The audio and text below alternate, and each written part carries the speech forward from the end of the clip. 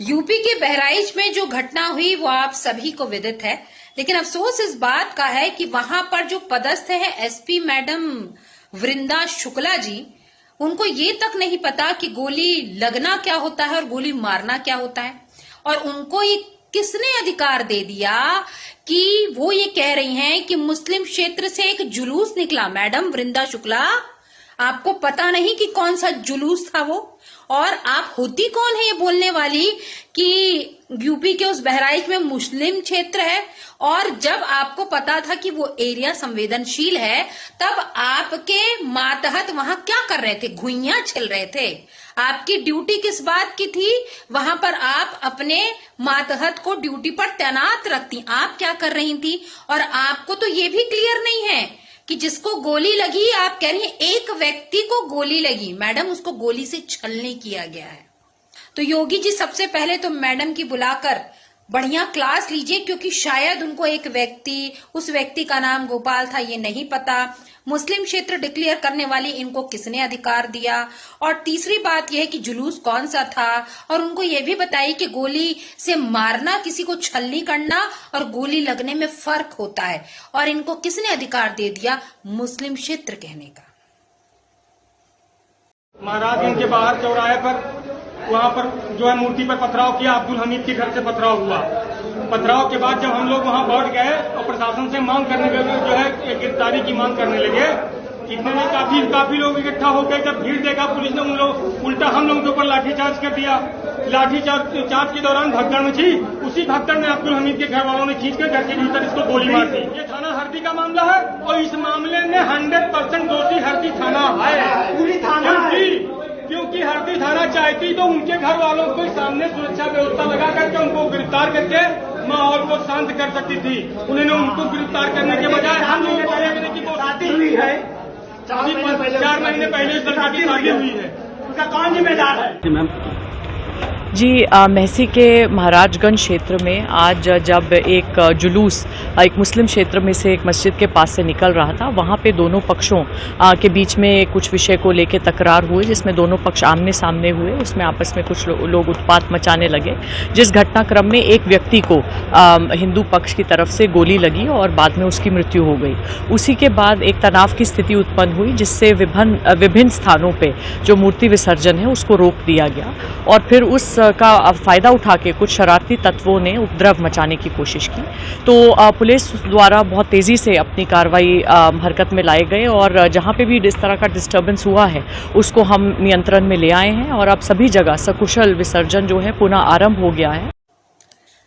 योगी आदित्यनाथ जी, मैं आपसे यही उम्मीद करूंगी कि बहराइच की जो मैडम एसपी हैं उनको बुलाकर सबसे पहले क्लास लें और उस वस्तु स्थिति के बारे में उनसे आप पहले जानकारी लें, उसके बाद में सारी जानकारी उन्हें बताएं। और जो इनके सीनियर पुलिस ऑफिसर हैं, इनको ये बताएं कि गोली लगना क्या होता है और गोली से छलनी किया जाता है उसको क्या होता है। और मैडम को ये किसने अधिकार दे दिया कि यूपी में ये इस प्रकार के बयान दे रही है कि मुस्लिम क्षेत्र से वो जुलूस निकला। मैं आपको बता दूं, मैं फिलहाल वर्तमान में मध्य प्रदेश के जबलपुर सिटी में रहती हूं और हमारे जबलपुर शहर का दशहरा चल समारोह पूरे भारत में नंबर 1 का है, आप समझ सकते हैं।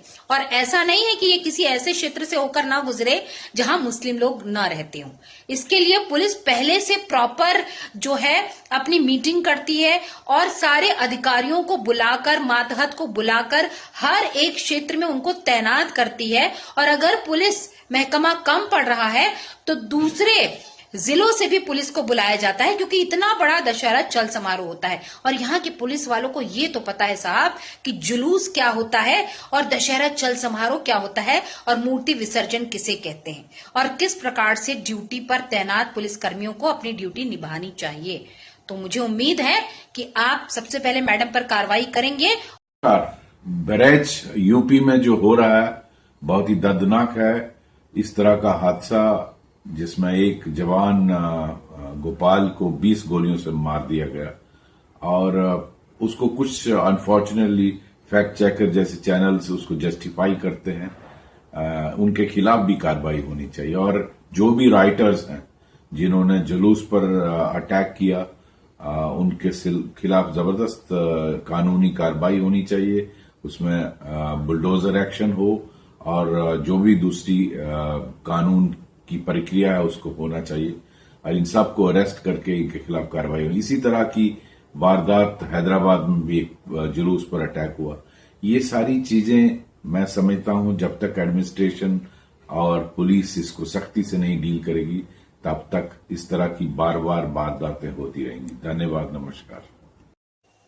जम्मू कश्मीर के पूर्व डीजीपी शेषपाल वैद्य जी ने इस घटना को जब देखा तो उनके बयान को सुनना चाहिए एसपी महोदया आपको। और उन्होंने किस प्रकार से कहा है कि घटना को गंभीरता से जब तक प्रशासन नहीं लेगा तब तक कड़ी कार्रवाई नहीं कर पाएगा और ये आप तब कर पाएंगी जब आपको घटना की असलियत पता होगी। आप कह रही हैं एक व्यक्ति को गोली लगी, आप अपने सीनियर से सुनिए जरा। आप पूर्व डीजीपी हैं, वो तो जम्मू कश्मीर में बैठे हैं, मगर उनको आपकी घटना के बारे में पता है। और जो छुटभैया यूट्यूब चैनल वाले हैं जो गलत खबर चला रहे हैं उनके ऊपर आपने क्या कार्रवाई की। और दूसरी बात, मैडम किसी व्यक्ति को नहीं, गोपाल को खींचकर 20 गोलियां मारी गई हैं, 1-2 गोली नहीं लगी है। तो गोली लगना और मारने में फर्क होता है मैडम, और जब तक आप ये फर्क नहीं करेंगी तब तक आप कड़ी कार्रवाई करने लायक नहीं होंगी। योगी सरकार से मेरा निवेदन है, तत्काल ऐसे एसपी को वहां से हटाइए जिसको जानकारी का अभाव हो। इनको लंदन स्कूल में भेजिए, ये वहां पर ट्रेनिंग दे तो ज्यादा बेटर रहेंगी, क्योंकि इनको धरातल पर कार्य करने का कोई एक्सपीरियंस नहीं है। इनके बयान खुद बयां कर रहे हैं और इनको कोई हक नहीं बनता यूपी में हिंदू क्षेत्र और मुस्लिम क्षेत्र जैसा जो कहते हैं ना कि गैर असंवैधानिक टाइप से बयान देने का। अपने सीनियर से सीखा कीजिए मैडम। आप क्या कहते हैं कमेंट जरूर कीजिएगा।